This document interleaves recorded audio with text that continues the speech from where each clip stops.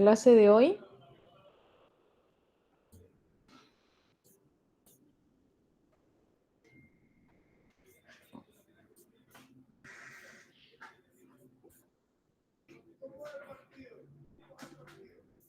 A ver, chicas.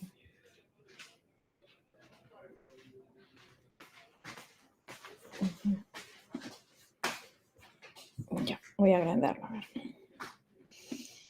Bueno, en la clase de hoy vamos a explicar sobre tumores pulmonares en general. Toda lesión neoplásica que está en los pulmones. Vamos a empezar por benignos, luego malignos, ¿no?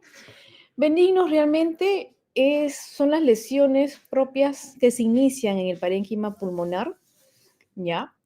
Y esas son poco frecuentes si vamos a comparar con las malignas. Las malignas, ¿no?, van a tener una incidencia del 99%, mientras que solamente el tumores benignos, primarios de pulmón, es de un 1%.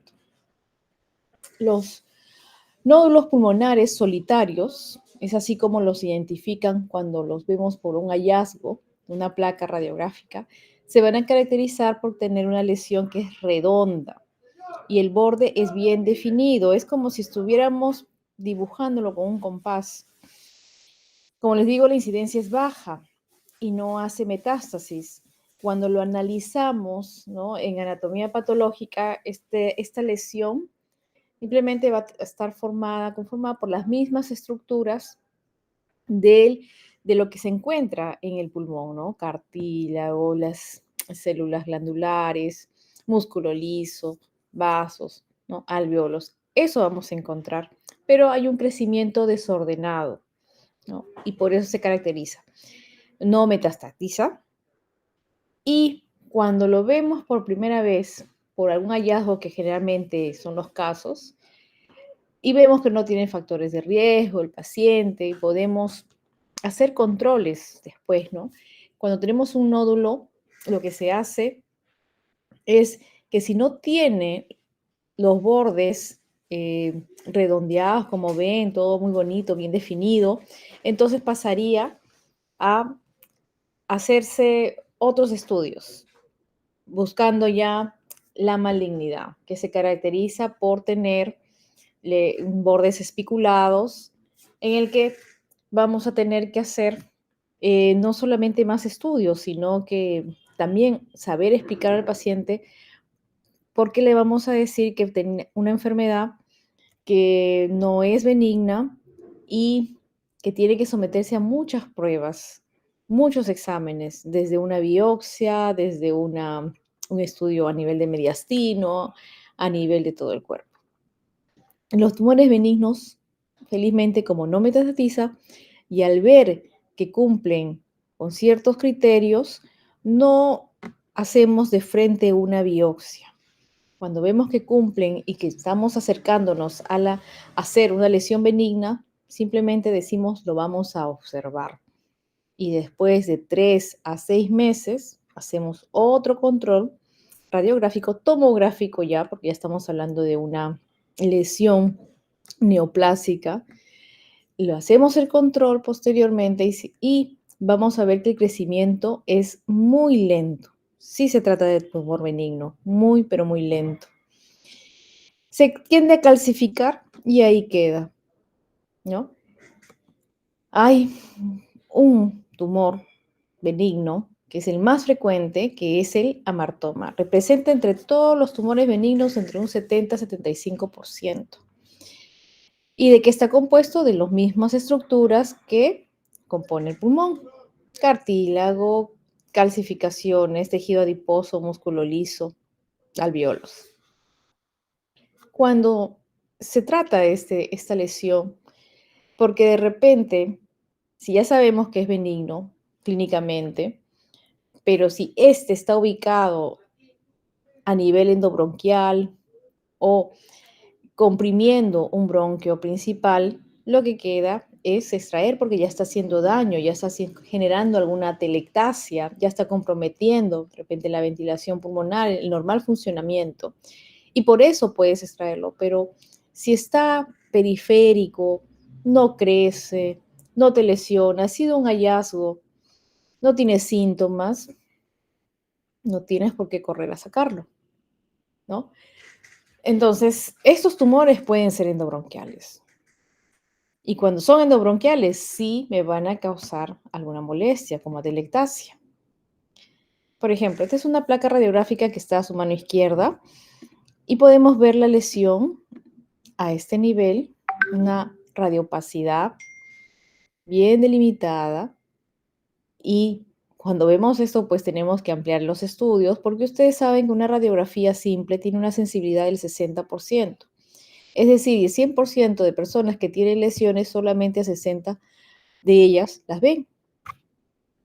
Entonces con la tomografía sí vemos todo. Y acá podemos ver ya en su mano derecha, que es la tomografía, el pulmón derecho a nivel del lóbulo medio está prácticamente con una lesión muy delimitada, ¿no? Que hay sospecha de benignidad o de alguna metástasis que también son así con bordes bien delimitados. Aquí hay un PEG scan, ¿no? En el PEG scan tiende a intensificarse zonas donde hay aumento del metabolismo, donde hay consumo de glucosa alta, que puede ser por una inflamación o que puede ser por una neoplasia, ¿no? Acá está sin la identificación, acá sí está intensificado, ¿no? Se ve.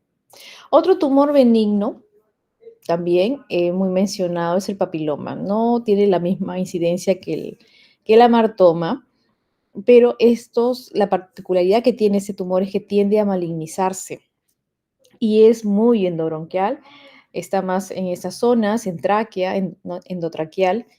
Y bueno, a la biopsia sí vemos que se trata de un tumor benigno, entonces puede enuclearse totalmente. Se relaciona con los serotipos 6 y 18 del virus del papiloma humano, muy relacionado con el tabaquismo, ¿no? Siempre los picos de donde se manifiestan estos tipos de tumores por el tabaquismo es a partir de los 50 años. Bueno, este era un video donde podíamos ver al tumor endobronquial. Otro tumor menos frecuente es el adenoma de glándulas mucosas, ¿no? Las células productoras de moco también tienden a ser su neoplasia. También son endobronquiales, ¿no? Y esto es lo malo que ocasionan, ¿no? Las atelectasias. Por ejemplo, el corazón no es tan grande. Acá, si pueden ver en esta primera radiografía, el corazón no es tan grande, no llega a esta pared. Entonces acá hay una atelectasia bien definida y si lo vemos en una placa sagital lateral, podemos ver cómo desde que se obstruye el bronquio, te compromete todo este lóbulo, ¿no? En este caso es el segmento de la língula, el segmento lingular.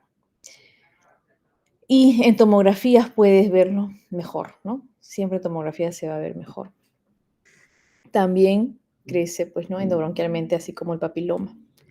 Muy raras, dentro de las 3 mencionadas es la más rara, pero ocurre. Y cuando aparece son centrales. Tratamiento, resección tumoral, ¿no? Si es endobronquial, obviamente. Ahora sí, vamos a pasar a ver lo que son los tumores malignos.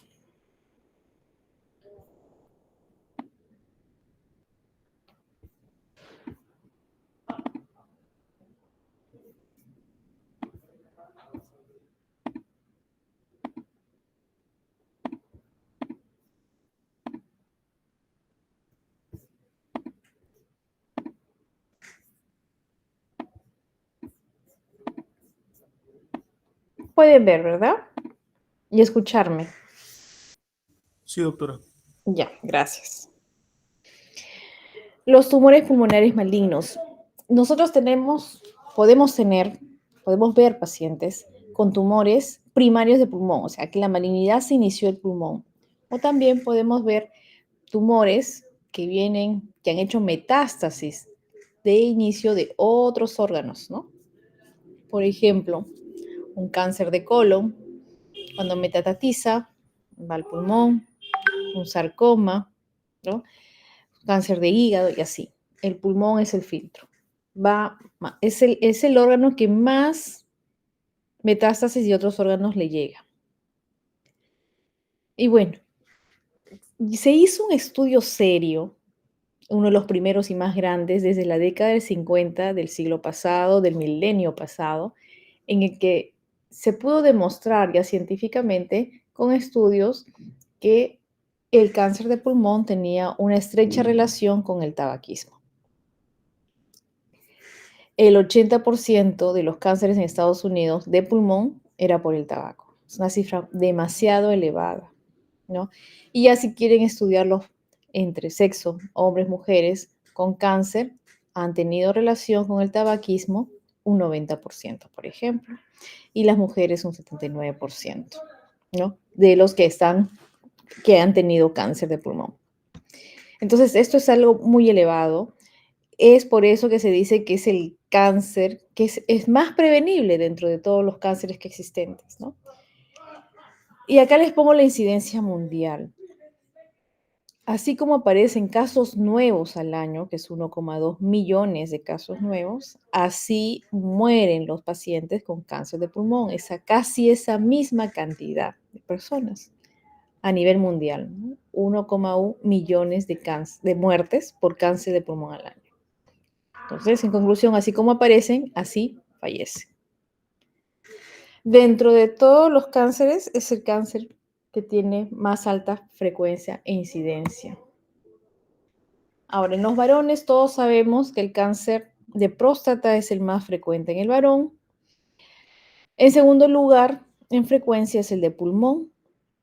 Pero ¿cuál es el cáncer que más mata a los varones una vez que los tiene? Es el de pulmón. Acá se invierte la cifra, ¿no? Y de próstata pasa a ser en segundo lugar. Igual, el cáncer de mama en la mujer es el más frecuente a nivel mundial. Pero, ¿quién es el cáncer que más mata a la mujer de mayor mortalidad? Es el cáncer de pulmón. Cuando uno tiene cáncer, puede que no lo sepa. ¿Cuáles son los síntomas? A la cabeza, el más frecuente es la tos, ¿no? 8 a 75%. Es el principal síntoma y el más frecuente. Va a haber disnea porque obviamente pues, este tumor puede ocasionarte un montón de cosas, así como han visto lesiones endobronquiales, compresiones extrínsecas de bronquios, dependiendo de dónde sea el nivel donde está obstruyendo la vía aérea, es donde va a aparecer pues, ¿no? el compromiso ventilatorio. Obviamente va a haber disnea. Si ya está avanzado, va a ocasionar derrame pleural, dolor, el derrame duele, ¿no? Dolor torácico, fiebre como todo cáncer, fatiga, hemoptisis porque toses y el tumor va creciendo y va rompiendo vasos sanguíneos y se manifiesta como hemoptisis. Bueno, el estridor, síndrome de vena cava superior, el clubi, el taponamiento cardíaco, que es cuando ya llega al pericardio, ya va a ocasionar un derrame pericárdico, eso ya es algo muy avanzado y va a ocasionar, pues, ¿no? El taponamiento, la disnea, la hipotensión, ¿no? En el que va a ocasionar, pues, un colapso del corazón porque hay compromiso de las cámaras, de las 4 cámaras, ¿no? Cuando ya está comprimiendo realmente estas cámaras, no va obviamente a bombear bien el corazón. Y bueno, se puede caracterizar por ser silente este cáncer. De todos los diagnósticos de los pacientes diagnosticados con cáncer, solamente un 15% de las personas que llegan a nosotros, un 15% presenta un tumor localizado. Es decir, si está localizado, es curable, porque no ha salido del pulmón. ¿Y cómo lo podemos curar? Con cirugía. El resto, estoy hablando del 85% ya no por cirugía, sino ya va a recibir otro tratamiento, no quirúrgico, sino médico, que el pronóstico va a ser malo, lamentablemente, a los pocos años, pero reciben un tratamiento, ¿no? Por la parte oncológica. Y algunos, pues, los que han hecho dentro del grupo, que han hecho ya metástasis, a donde hacen metástasis a nivel ganglionar del tórax. El tórax tiene 14 grupos ganglionares, ¿no? Y metástasis ya fuera del tórax. Es así como encontramos a los pacientes. O sea, es bajo el porcentaje de que pueden ser curables. Ahora, el 60% de los enfermos fueron asintomáticos, así es, y han acudido por algún hallazgo de una anormalidad radiográfica. Como les digo, es silente. Simplemente tuvieron en un tiempo COVID y bueno, van a hacerse un control, se toman su placa y aparecen lesiones, ¿no? ¿Qué pasó acá? Ese es un hallazgo, ¿no? Una lesión radiopaca, después se amplían estudios y llega lo otro. Suele pasar. Bueno, la estratificación del cáncer es el TNM como todo cáncer de cualquier órgano y este nos va a definir cuál es la extensión del tumor en caso lo tenga, qué órganos está comprometiendo, qué estructuras dentro del tórax está comprometiendo, qué tamaño tiene, ese es el T, el N lo que va a ver en la parte ganglionar, qué ganglios están tomados de los grupos ganglionares, y el M, ese ha hecho metástasis fuera del pulmón, ¿no? Fuera de la cavidad torácica. Entonces, esta es la pregunta que nos hacemos siempre. El alcance de la enfermedad, la extensión, dónde está y si que es curable, ¿no? Realizándose algún tipo de operación. Bueno, ya estoy evolucionado, ya estamos ahora por el 9, ya tenemos que actualizarnos. Pero en realidad los cambios que hay con el tiempo es para ver que, en resumen, nos dan más oportunidad quirúrgica al paciente, ¿no? Empezamos por la T. El TX es un tumor que no puede ser evaluado. T0 significa que no hay una evidencia de un tumor primario. El T1 es ya un tumor de 3 centímetros de diámetro, es llamados también nódulos pulmonares. Un nódulo mide el tope máximo del nódulo, es 3 centímetros. Pasado estos 3 centímetros, ya se dice que estamos frente a una lesión que es una masa pulmonar. Y dentro de este T1 se subdivide, ¿no? En T1A, T1B, T1C. El T1A mi significa que está mínimamente invasivo.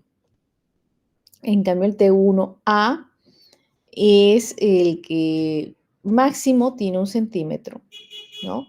El T1B es más de 1 centímetro y menos de 2, y el T1C de 2 a 3 centímetros. Ahora, el T2 se va a subdividir en T2A y T2B. Los tumores del T2, o sea, las masas, ya que hablamos de masa, van de 3 a 5 centímetros. Y se subdividen en 2A y 2B, que pueden ser de 3 a 4 centímetros, y el T2B de 4 a 5 centímetros. ¿Qué estructuras ha comprometido? Ya, el bronquio principal, por ejemplo. Sin llegar a carina, invade ya la pleura visceral, la membrana que tapiza al órgano, al pulmón.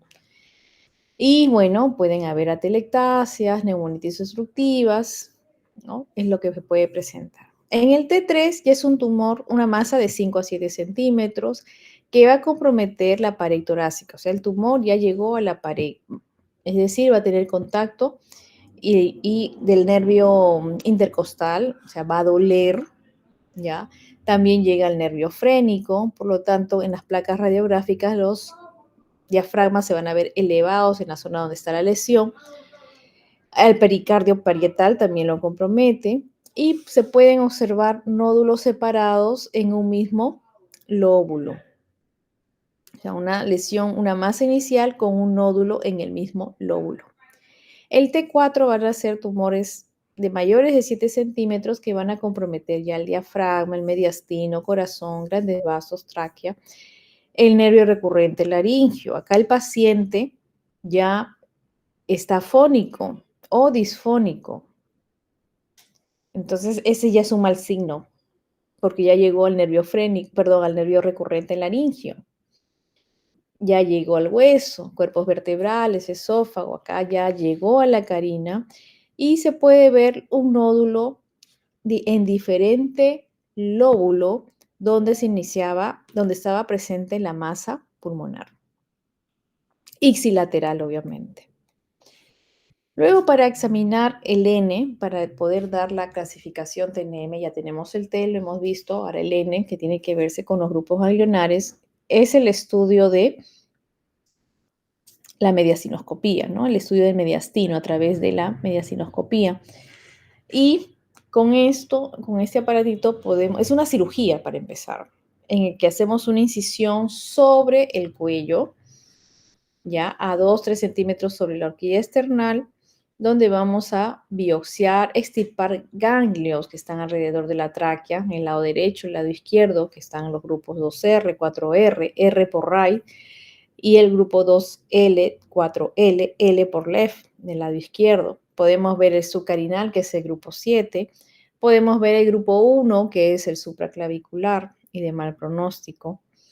Pero no vemos más a través de este estudio. Entonces, así cuando hacemos la mediastinoscopía, hacemos una incisión sobre, acá está, el manubrio external, y la incisión se hace a 2-3 centímetros sobre este. Disecamos llegando hasta la tráquea, abrimos su fascia pretraqueal y podemos colocar nuestro dedo para disecar y para que ahí pueda entrar el mediastinoscopio. Entonces los ganglios van a estar en la parte lateral de la tráquea y a nivel subcarinal. El paciente está en decúbito dorsal, en hiperextensión, con anestesia general, intubado. Como les digo, a 2-3 centímetros de la horquilla external hacia el cuello es donde se hace la incisión de 2 a 3 centímetros. Y extirpamos los ganglios a través de todo este aparatito disectora. Y bueno, este tiene una mayor sensibilidad a comparación del EBUS, en el que los neumólogos pueden hacer una ecografía a nivel endobronquial y por ahí ver la presencia de ganglios y poder hacer una punción aspiración y que puedan estudiar las células, si está tomado. Pero aquí no, con la mediastinoscopía sacamos todo el ganglio, entonces tiene una mayor sensibilidad y especificidad comparado con los EBUS. Contraindicaciones de la mediastinoscopía. Obviamente, si hay una coagulopatía. El síndrome de esclavina tiene que ver con la aparición de circulación colateral debido a una obstrucción de la vena cava superior, o cuando hay presencia de aneurismas de aorta ascendente o ramas de ellas del callado. No nos vamos a meter con todo un aparato en zonas donde están muy, muy delicadas, muy frágiles, ¿no? Bueno, antecedentes de cirugías, obviamente. La radioterapia también, que cuando nos chocamos o topamos con tejidos que han recibido radioterapia, realmente complica porque forma adherencias firmes que pueden lesionar incluso estructuras vasculares, ¿no? Bueno, aquí una imagen de dónde vamos a encontrar a los ganglios, los grupos ganglionares dentro del tórax. Les había hablado ya del grupo 1, que es el supraclavicular, el 2R y 4R que están al lado derecho de la tráquea, 2L, 4L al lado izquierdo, el grupo 5 que está en la ventana aorto, porque esta es la aorta y esta es la arteria pulmonar, y el grupo 6 que está en yace sobre la aorta, el grupo 7 que se encuentra subcarinal, el grupo 8 es el esofágico, el grupo 9 los ligamentos triangulares que fijan el lóbulo inferior al diafragma y el grupo 10 en el bronquio principal, ¿no? ¿Se dan cuenta? No había mencionado el 3, acá lo vemos mejor de perfil, ¿no? Hay ganglios que van a estar delante de los grandes vasos, esos son los prevasculares, y los ganglios que van a estar delante de las vértebras son los prevertebrales. Y bueno, acá se muestran los 14 grupos ganglionares, ¿no? ¿Dónde está el resto? Nos habíamos quedado en 10 que están acá, en los bronquios principales. Están de color amarillo, que son los iliares, ¿ya? Pero después vienen los 11, los 12, los 13 y los 14. O sea, el resto de 2 cifras va a estar dentro del parénquima pulmonar, ¿no? Menos de 2 cifras, o sea, 9, del 1 al 9, van a estar a nivel de mediastino. Del 2 al 9, diría. porque el grupo 1 es supraclavicular, este es área de cuello. Entonces, ya cuando viajó por allá, ya las células malignas salieron del tórax, entonces ya estamos hablando de un muy mal pronóstico. Y así, ¿no? Este es en las tomografías, por ejemplo, este es el callado de la aorta, tenemos adelante el prevascular, 3A, tenemos acá la tráquea, el lado derecho de la tráquea, por eso un 4R, y por qué digo, bueno, el lado derecho también puede ser el 2R, ¿no? Acá está la vena ácigos, entonces es la parte de la tráquea inferior antes de su división, ¿no? Y es más, está la aorta y está la vena cava. Si nos vamos más arriba, para que sea el 2R, estos ya están divididos, ¿no? Sobre todo ya vemos, no vemos la aorta, sino vemos los vasos supraórticos. Y así es, ¿no? Terrenos de las áreas donde están los ganglios, los grupos ganglionares. Este 6 que está yaciendo sobre el callado de la aorta es el aórtico, el 4R, tremendos, ¿no? Siempre cuando... Normalmente todos tenemos ganglios para empezar en esta zona, pero ¿qué te hace sospechoso de metástasis? El tamaño, ¿no? El tamaño pasado del centímetro, 2 centímetros incluso puede medir cuando ya se ha tomado con las células cancerosas, ¿no?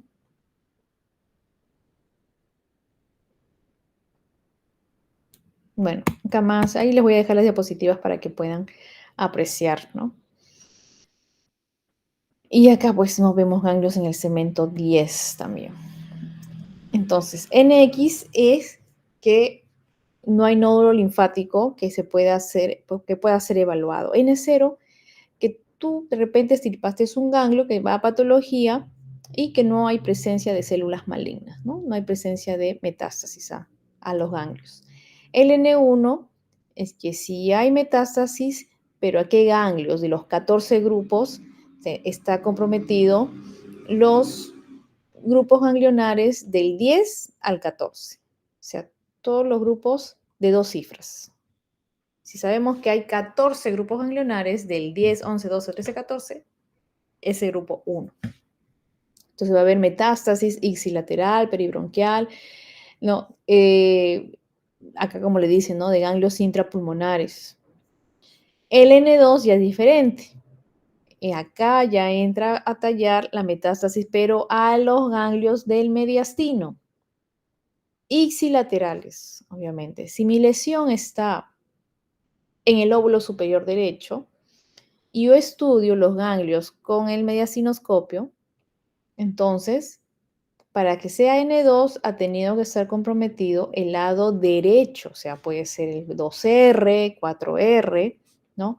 Del ipsilateral a donde está la lesión, o el nódulo o la masa, ¿no? De cáncer, ¿no? El N3 más bien es diferente, es más avanzado. Quiere decir que está comprometido los ganglios mediastinales contralaterales a donde está tu lesión. Seguimos con el ejemplo. Tu lesión está en el lóbulo superior derecho. Entonces, cuando haces la mediastinoscopía, va a estar comprometido tus ganglios mediastinales del lado izquierdo. Cruzó la línea media. Entonces, ese ya es un N3. Pero también va a ser un N3 si has biopsiado ganglios con compromiso de células tumorales del grupo 1, sea derecha o sea izquierda. No importa que si tu tumor está en el derecho ahí, no. Basta que ya llegó al grupo 1, a cuello, así sea derecha o izquierda, ya estamos en un N3, ¿no? En una mayor extensión de este tumor. Ahora, el M0 aún es más fácil. Es M0 que no hay metástasis a distancia, M1 que sí hay distancia, hay metástasis a distancia. Y eso se subdivide en tres, M1A, M1B, M1C. ¿Qué dice el M1A? Vamos a ver tumores contralateral a tu lesión inicial. Seguimos con el ejemplo, tu masa estaba en el lóbulo superior derecho y cuando se hace un estudio tomográfico o PEG scan para ver si ha habido extensión, el tumor pues va a estar un nuevo nódulo contralateral a tu pulmón, o sea, es decir, en tu lado izquierdo, que puede ser el lóbulo superior o inferior, y que al biopsiarlo te va a dar las mismas características, por ejemplo, también es un adenocarcinoma. Entonces ya hemos visto aquí que este es un tipo de metástasis, es la metástasis menor, ¿no? 1A. El M1B es metástasis única fuera del tórax. Por ejemplo, muy frecuente es el tumor cerebral, ¿no? Por metástasis. Y el M1C, metástasis múltiples fuera del pulmón. Puede estar en el hueso, en suprarrenales, ¿no? En los órganos, en varios órganos, más de uno, ¿no? Y ese es el resumen de lo que hemos ido viendo, del TNM. El T, como ven, es del 1A al 4. El N, 0, 1, 2, 3. Y los M's, que son 1A, 1B, 1C. ¿Hasta cuándo de acá, según esta tabla, yo digo que es un buen pronóstico y que es curable y que se puede operar? Hasta el 3A con N1. Un 3A, que es un N1. ¿Se recuerdan que era un N1? Era un compromiso ganglionar ipsilateral a tu lesión, que es intrapulmonar. No ha llegado al mediastino. No ha llegado al mediastino. En cambio, hay un 3A que sí ha llegado al mediastino por este N2. Entonces, acá el pronóstico cambia. ¿Ya? Aquí incluso puede someterse el paciente a tener un tratamiento oncológico previamente antes de la cirugía, ¿no? O de tratamiento también molecular que se está haciendo ahora últimamente, que ha mejorado muchísimo la calidad de vida y también la esperanza de vida. Antes, por ejemplo, pacientes que se le da una esperanza de vida de 10, 11 meses con el diagnóstico de cáncer pulmonar ya avanzado y con tratamiento, con la terapia molecular puede ya ser ahora 4 años, ¿no? Entonces, la ciencia ha avanzado tanto en los medicamentos por cáncer que ahora podemos ver que eso es más tratable. Que tú de repente, si tenías un estadio 3A, de repente con el tratamiento de unos meses, de varios ciclos, ya tu estadio cambia, ya no va a ser un 3A, de repente puede ser que llegue a un 2B o porque disminuye el tamaño, ¿no? También lo ubicamos por tamaños, entonces puede bajar tu estadiaje. Y eso es bueno y eso se da antes de la operación incluso. Entonces hay varios tipos de cáncer. Cáncer de células pequeñas, cáncer de células no pequeñas y otros tipos. Y el que más frecuente es el cáncer de células no pequeñas, que es lo que más operamos, y se subdivide en varios, ¿no? Acá esto es un resumen. Está, por ejemplo, los adenocarcinomas que van a la cabeza, es el más frecuente dentro de los cánceres de células no pequeñas, el cáncer de células grandes, el cáncer de escamoso o epidermoide, ¿no? O espinoso también se le llama. Y dentro de los adenocarcinomas se subdivide más, acá solamente pongo dos, pero realmente son más. El adenocarcinoma, muy frecuente, más frecuente en el sexo femenino, también como todo cáncer de pulmón se relaciona más con el cigarrillo. La sobrevida a 5 años, 15 a 20%, similar al otro. Y son tumores al otro que les voy a mencionar, al tumor epidermoide, y los tumores suelen ser periféricos.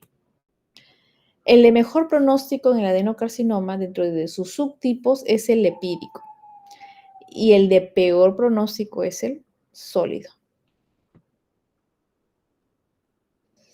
Acá ven, son periféricos las lesiones. En cambio, el cáncer de células escamosas o epidermoide o espinoso, que tiene 3 nombres prácticamente,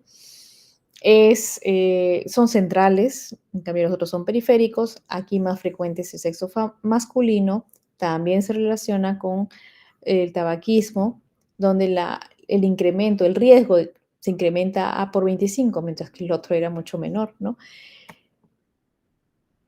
Cuando lo vemos en la anatomía patológica, tienden a tener en la inmunohistoquímica, vemos el compromiso del P63 del núcleo, tienden a cavitarse.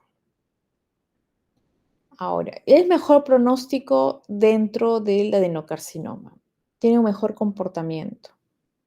El cáncer de células pequeñas se puede decir que es el cáncer más agresivo de todos los que he mencionado. Se le conoce como células de grano de avena, son pequeños, ¿no? Es menos frecuente, ¿te acuerdas que habíamos visto? Llegaba al 19%, mientras el cáncer de células no pequeñas llega al 80%.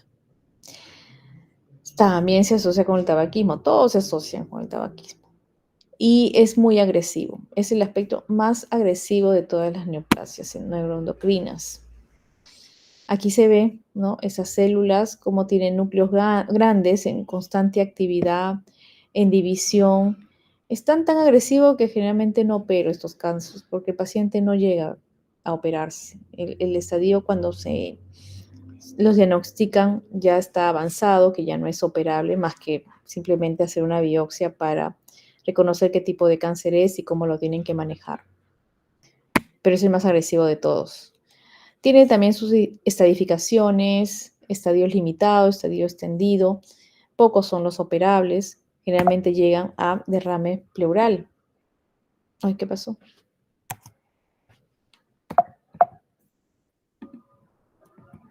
Ya.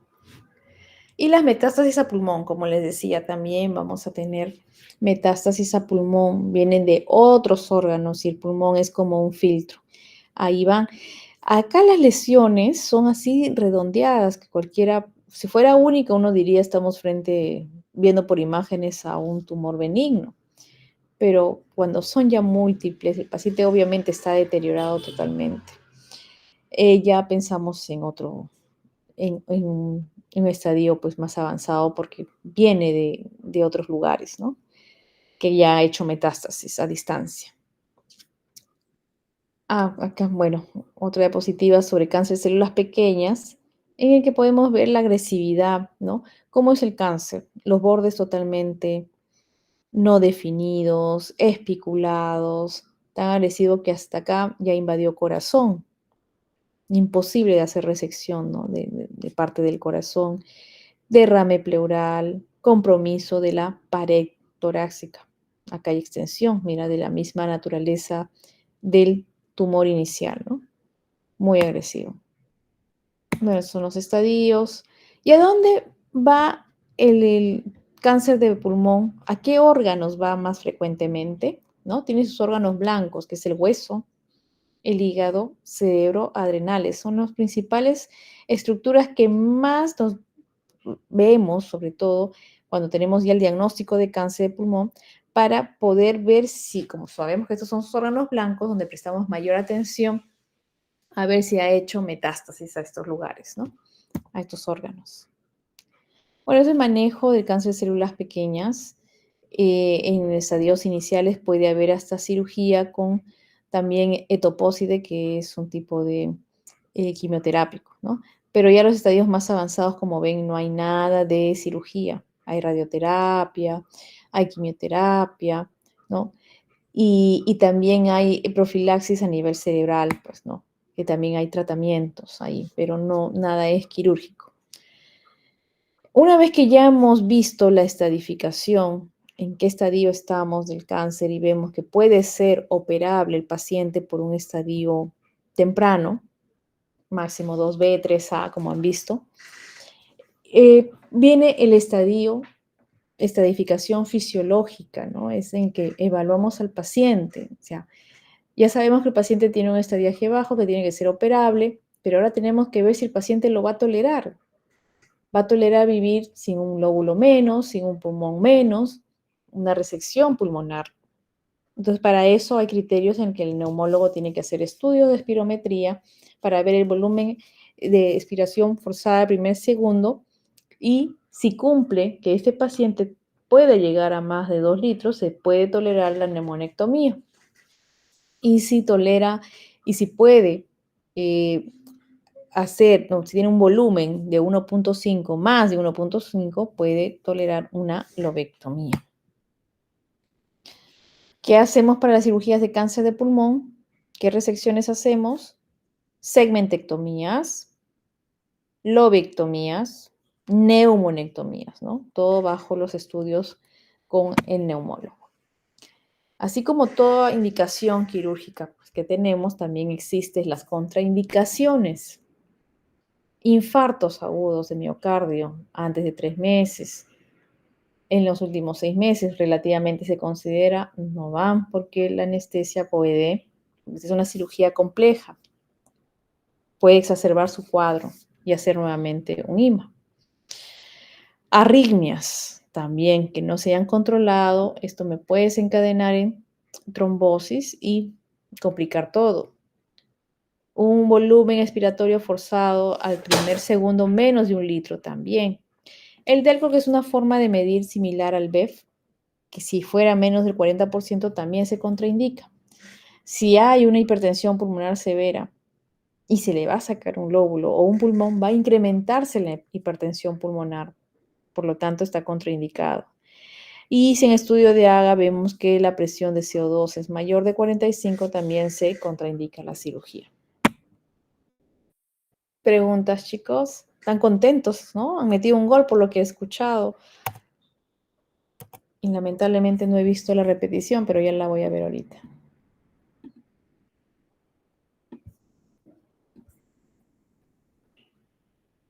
Doctora.